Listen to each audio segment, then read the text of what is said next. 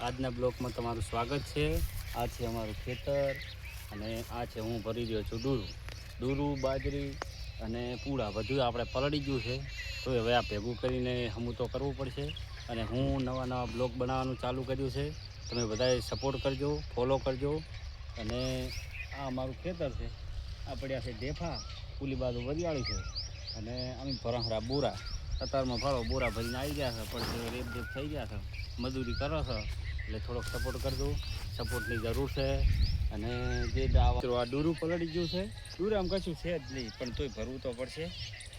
આ પૂળા બી પલળી ગયા છે, પૂળા ઊભા કર્યા છે 2 દાડા 4 દાડા, અમારે 2 દાડામાં પતી જતું હતું એવું 4 દાડાથી મથારા છે, તો હજી પૂળા ઊભા કર્યા, હજી લીલા પડે છે અને ખડકા તો હમણાં બગડી જાય એટલા માટે હાવ પલળી ગયું, કશું રહ્યું જ નથી। આ ખેડૂત શું કરે બિચારો, આ ડૂરે રહ્યા નથી, હવે પેશન શું ઓળશે।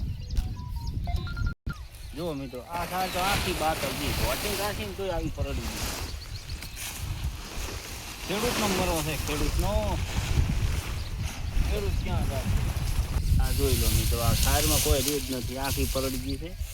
આ બાજરી ઉજી ગઈ, ભાડો આ જો બાજરી આખી ઉજી ગઈ છે, પલળી ઉજી ગઈ। ચાલો મિત્રો હું તમને સાઈડ બતાવું, 3 દાડાથી પૂરા સપેરા પણ જુઓ તમે, આ જુઓ એટલો ગારા જેવી છે, 4 હુંકા છે, આ એકલો નકરો ગારો। હવે બીજા 3 દાડામાં પાછો વરસાદ થાય તો અમારે તો હતું એમને ફરવાનું અને ફેર સારી મહેનત, ફેર મજૂરી કરવાની। આ એક બોરો ભર્યો છે મિત્રો, હવે ભરવું તો પડશે। બીજા આ બાજુ 4-5 બોરા ભરાશે, 10 બોરા ડૂરું હતું એની જગ્યાએ 5 બોરા ભરાશે, 50% ફેલ છે। શું કરશે કહો, તો કામ તો કરવું પડશે, ભેગું તો કરવું પડશે આપણે।